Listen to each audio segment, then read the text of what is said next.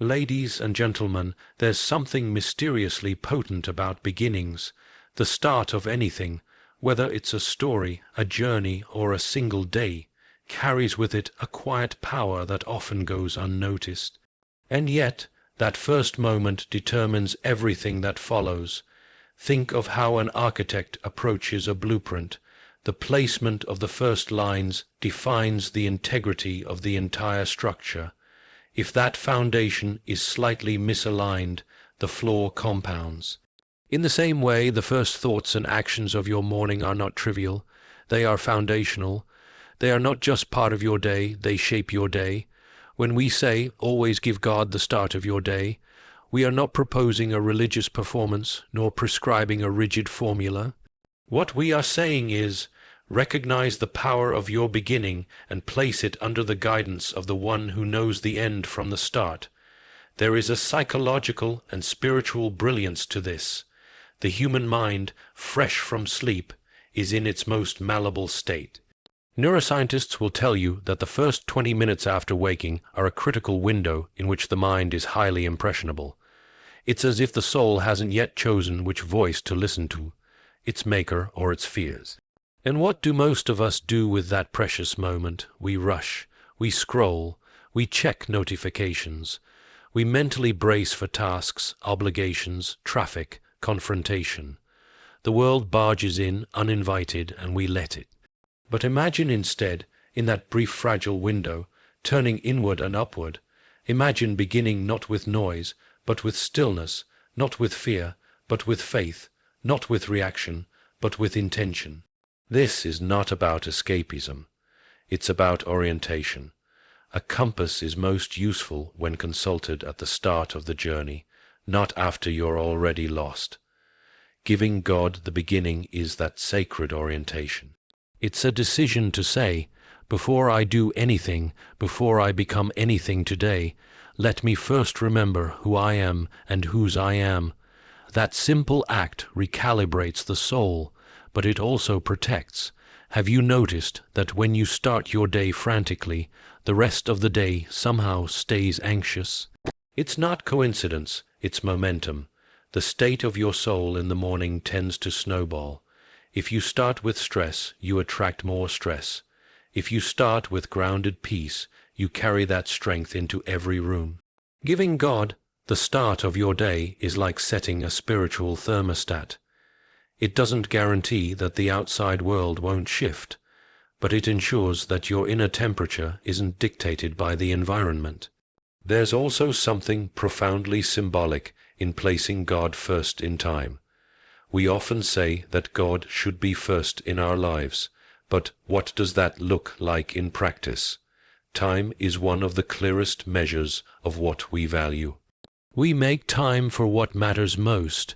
So, if God is only given a rushed moment, an afterthought, or perhaps nothing at all, then we've already declared, perhaps subconsciously, that everything else holds priority. But when we begin with Him, we are making a statement, not just to God, but to ourselves, that He is our foundation, not our fallback. Some might argue that they're too busy, but busyness is rarely the problem. It's priority that's missing. Martin Luther once said, "I have so much to do today that I shall spend the first 3 hours in prayer." That sounds extreme to modern ears, but Luther understood that activity without divine anchoring quickly becomes chaos. He wasn't praying because he had extra time. He was praying because he didn't. It is not the luxury of the idle to give God their mornings. It is the necessity of the wise. And this is not merely a theological truth. It's a lived one. Ask anyone who has built the habit of giving their mornings to God, and you'll find they are not just more peaceful. They're more resilient. They are not exempt from difficulty, but they walk into it with a different posture. Because they've begun from a place of spiritual clarity, they're less easily shaken by the tremors of the world. It's easy to underestimate the simple power of a morning choice, but choices compound. One faithful morning becomes a week becomes a A habit becomes a lifestyle, and soon your life is no longer dictated by external pressure, but guided by an internal presence.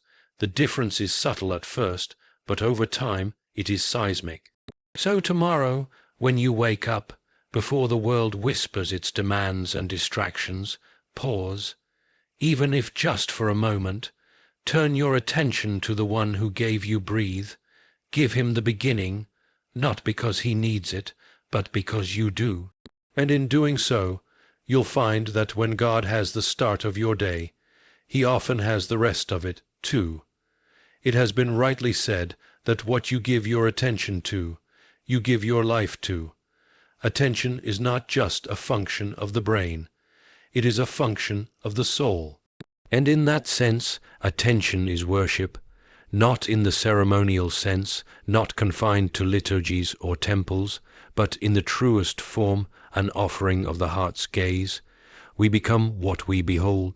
And that is why the first thing you turn to each morning is not a casual choice. It is a deeply spiritual act. It is the altar upon which you place your consciousness for the day ahead. You may not think of scrolling through your phone or checking emails as a sacred act, but that is precisely the danger. Much of modern life deceives us by cloaking deeply formative behaviors in banality. We think we are simply catching up on news or replying to messages, but beneath the surface we are training the soul in restlessness. We are giving our best attention to things that neither ground us nor love us. And so the soul, hungry for direction, takes its cues from the temporary and the trivial. Now, consider the opposite. What happens when you begin the day by turning your attention toward God? Not necessarily with grand speeches or elaborate rituals, though there is room for those, but simply with the quiet intention that says, "Before I give myself to anything else, I give myself to you." That moment becomes sacred. The ordinary becomes an offering. The morning becomes an altar.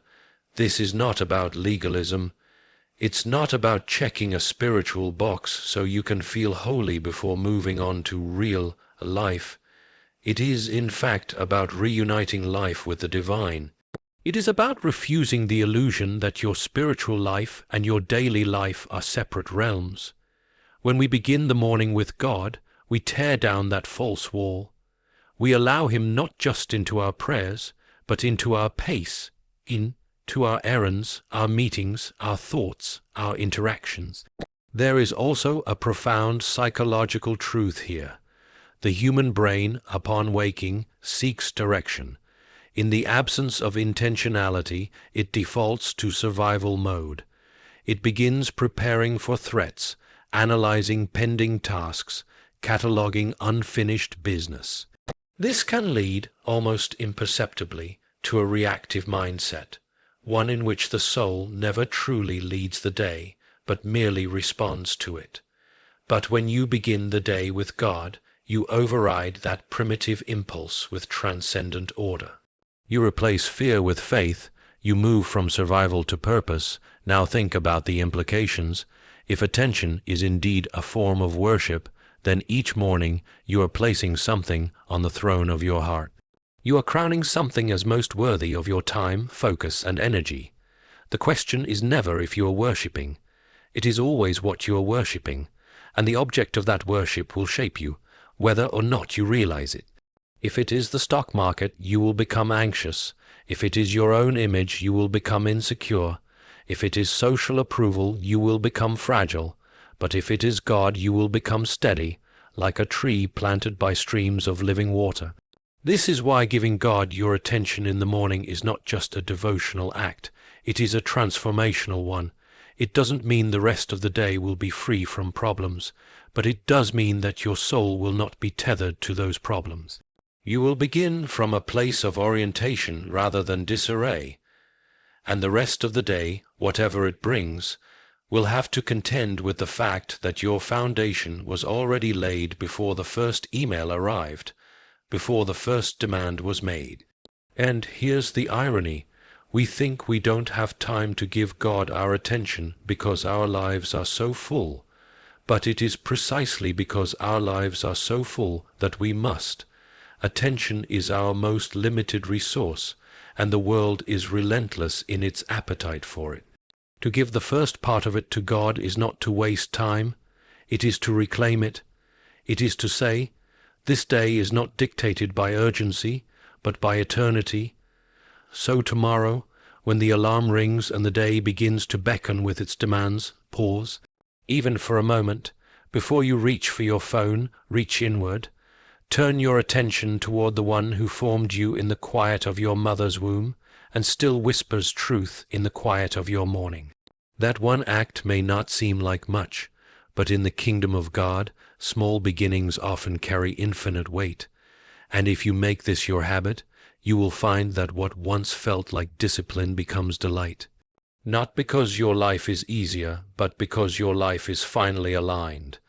Begin each day by giving your attention to God, because what you look at first will determine how you see everything else. There is a subtle, often unspoken truth that many of us try to ignore. The way we spend our private moments reveals who we truly are. And the morning, in its raw and unguarded simplicity, is one of the most revealing moments of all. Before the world sees us, before we put on our polished expressions or move into our roles, parent, employee, leader, friend, we are alone with ourselves. And what we choose to do in that unfiltered space is a mirror of our truest priorities. We are shaped most not by what we claim to value, but by what we actually practice when no one is watching. This is not meant to condemn, but to awaken, for it is so easy to live in the illusion that intention is enough, that good intentions are equivalent to real devotion. But they are not. If I say I love someone, yet never make time for them, never seek their company, never pause to hear their thoughts, what is the nature of that love? Words may still be spoken, but the relationship is starving. So too with God.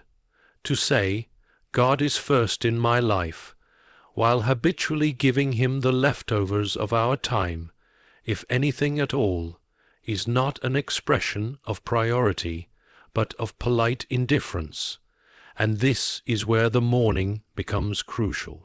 The first hour of the day is like a spiritual litmus test.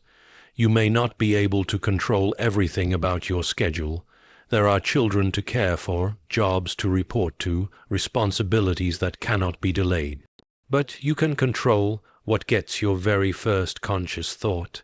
Even 5 minutes before you engage with the world can be offered to God, and in that offering a quiet revolution takes place. That small choice becomes a declaration that he is not an afterthought, but the source. Some might wonder why this matters. After all, God is omnipresent. Can't we connect with him at any time of the day? And of course we can. But we must also remember that we are not just spiritual beings. We are also psychological and emotional ones. And our habits, especially our first habits, condition the soul. What we repeat in the quiet teaches our mind what to expect from life. When we consistently begin our days apart from God, we train ourselves to rely on our own strength. When we begin with him, we relearn dependence, not as weakness, but as wisdom. It's also worth noting that this isn't about some stern, joyless obligation. It's not about performing holiness, it's about intimacy. Real relationships thrive on consistency, not grand gestures. The spouse who brings flowers once a year but never speaks kindly the rest of the time doesn't have a healthy marriage. Likewise, our relationship with God doesn't require elaborate displays. It requires consistency. And the morning, in its regular, repetitive, almost mundane rhythm, offers us the perfect ground for cultivating that intimacy. There's a strange paradox at play here. The things we claim are most important, our faith, our integrity, our sense of purpose, are often the things we give the least time to, while the trivial becomes tyrannical. We rush through life trying to accomplish what's urgent, but we neglect what's eternal. And over time, we find ourselves successful but hollow, productive but spiritually anemic. Giving God the start of your day won't make you immune to stress or struggle, but it will anchor you. It will center you before the day pulls you in every direction. It's like tuning an instrument before the concert. If you skip that quiet tuning moment, the music will be off even if the notes are technically correct. A day lived out of tune with God is a day that may be busy, but not beautiful. And here's the deeper truth. When you give God your first thoughts, you begin to shape your identity around Him. You're not just fitting Him into your life, you're forming your life around Him. That is the difference between a faith that sustains and a faith that simply survives. So tomorrow morning, when the alarm goes off and the world begins to stir, notice what your soul reaches for. Is it affirmation from others, a checklist, a screen, or is it the presence of the one who made you? That first reach tells you something. It reveals what you worship, what you trust, what you truly love. Let that reach be toward God. Because when the private moments of your life are surrendered to Him, the public ones begin to carry a weight, a peace, and a power that cannot be explained, only experienced. There's a widespread illusion, subtle, persistent, and deeply ingrained, that productivity must precede peace. We believe that once we've handled enough, fixed enough, or planned enough, then we'll feel settled, then we'll be in control. But in truth, it never works that way. The more we strive without clarity, the more entangled we become. Strategic thinking without spiritual alignment is like building a house without checking the foundation. The structure might go up fast, but eventually the cracks will show. Many people begin their days with what they call focus. But what they really mean is preoccupation, a rushed gathering of mental tasks, anxieties, and anticipated conversations. They sit with a to-do list instead of stillness. They start moving before they know where they're going. And all of this is dressed up as diligence. But there's a difference between movement and meaning. Starting the day in action without first aligning the soul is not strength. It's scrambling. When you give God the start of your day, you are not simply doing something religious. You are placing your mind in the presence of wisdom before you make decisions. You are orienting yourself toward the eternal before being swallowed by the temporary. And this act, quiet and unseen, has immense practical power. Because spiritual alignment is not the enemy of strategy. It is the soil in which true strategy grows.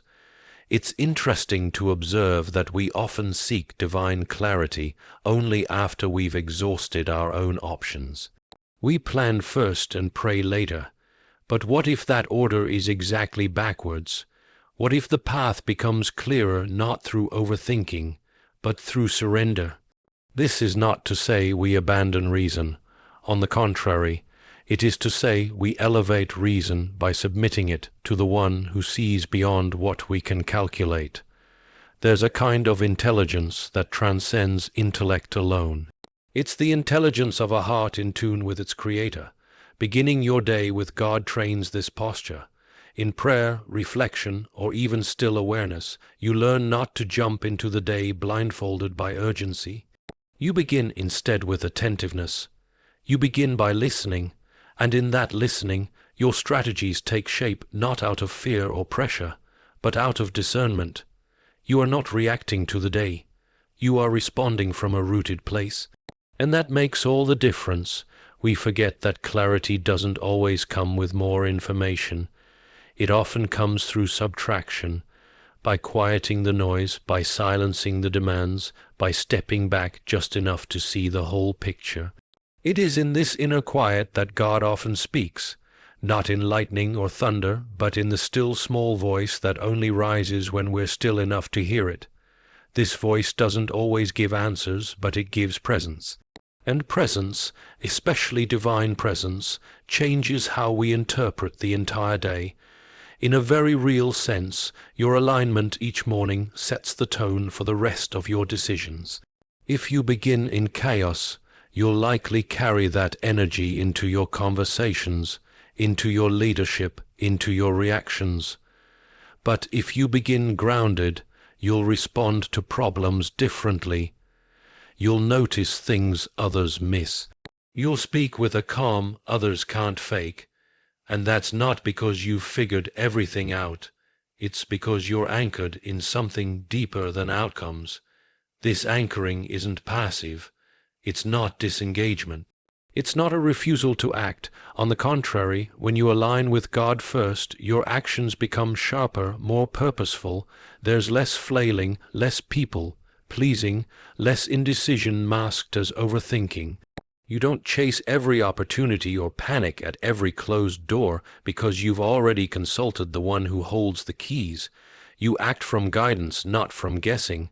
This is how great lives are built, not in bursts of intensity, but through daily alignment. Through consistent beginnings that root you before anything else can define you. It's slow, it's quiet, it's unseen, but it is the most powerful discipline you can cultivate. So when the world tells you to get moving, to hit the ground running, to maximize your hours, pause. Begin not in haste, but in humility. Listen before you speak. Sit before you act. Align before you plan. Because when you start your day aligned with God, you don't just get through the day. You move through it with clarity, with peace, and with a power that no amount of planning alone could produce. There's a quiet war that begins each morning, and most of us are not even aware it's happening. It's not a war fought with weapons or headlines. It's internal. It is the struggle between the soul and the ego, between humility and pride, between surrender and self-sufficiency, and the strange thing is, the moment your feet touch the ground, that battle has already begun. The ego, ever vigilant, wants the first word. It wants to wake up and immediately remind you of what you must do, what you must fix, what you must prove. It whispers lies laced with urgency, that your worth is tied to your performance, that you're falling behind, that control is safety. And so we get swept up. Before we've even spoken to another person, we're already striving. But when you give God the start of your day, you do something profoundly countercultural and profoundly freeing. You dethrone the ego before it can gain power. You don't wait until the anxiety arrives or the schedule overwhelms you. You choose, in those first sacred minutes, to say, "This life is not about me. It is not mine to carry alone. It was never meant to be." That is not weakness. That is not passivity. That is wisdom, because the truth is, the ego may sound strong, but it's terribly fragile. It needs constant affirmation, endless control, and a carefully curated image to survive. It cannot handle criticism. It panics in the face of uncertainty, and yet we let it drive our lives. We start the day from a place of control rather than communion, and wonder why we're exhausted before noon. But when the first act of your day is surrender, however quiet, however small, you're refusing to let the ego run the show. You're handing the reins back to God, and in doing so, you're realigning with a truth far more stable than the self. You're not giving up responsibility, you're recognizing the source of your strength. You are saying, "I am not the center, God is." That, ironically, is where real strength begins. You see, the ego feeds on attention. The more you listen to it, the louder it gets. It inflates your victories and magnifies your failures. It whispers self, importance in one moment, and self, loathing in the next. But the soul, the deeper self that is made in the image of God, doesn't clamor. It doesn't strive for dominance, it waits for quiet. It waits for surrender, and it only emerges when the ego is set aside. That is why the morning is so vital. In those first few minutes, you have a choice. You can let the ego script your day, or you can let the Spirit shape it. You can build your identity around how well you perform, or you can root it in grace. One leads to exhaustion, the other leads to peace.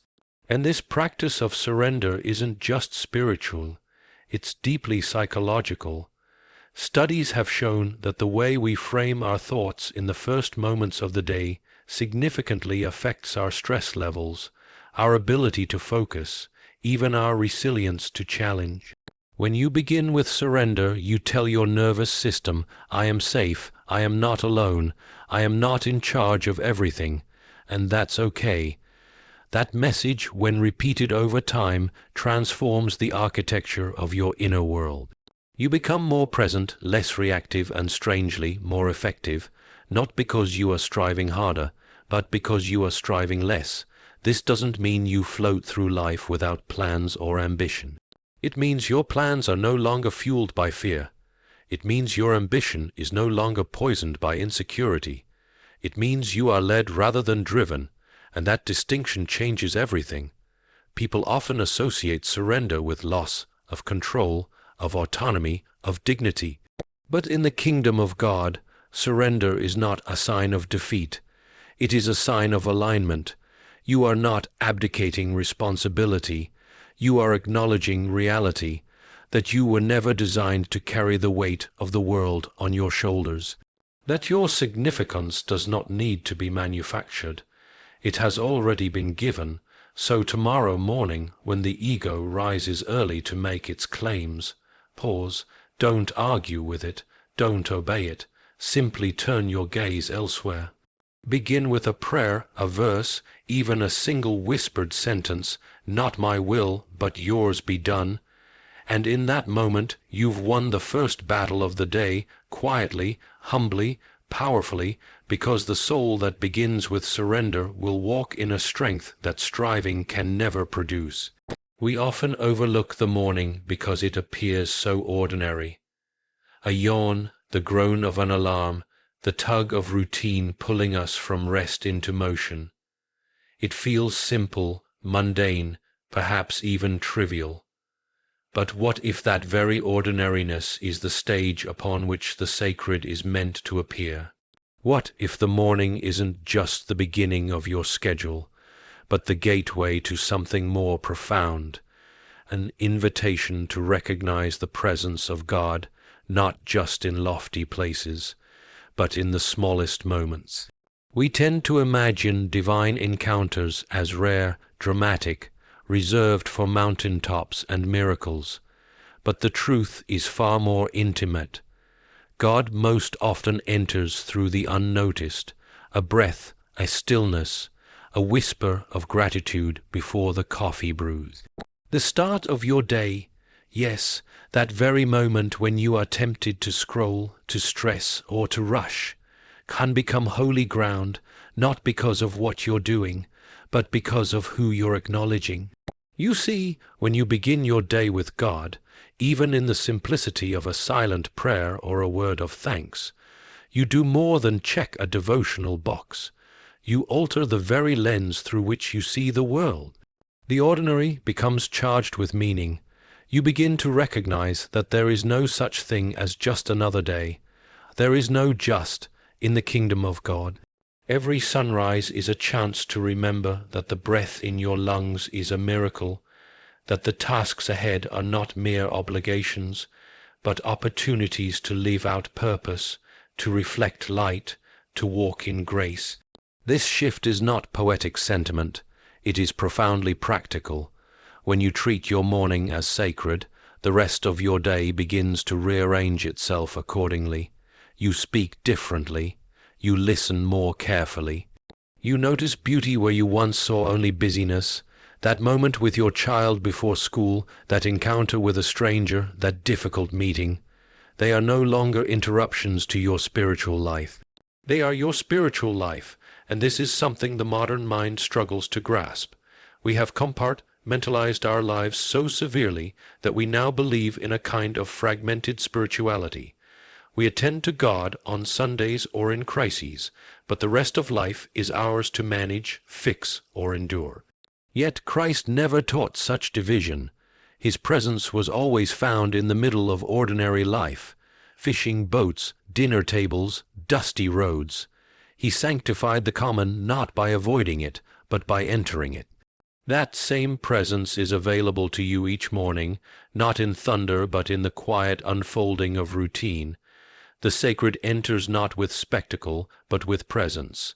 And presence, divine presence, has the strange power to transform not only our circumstances, but our perception of them.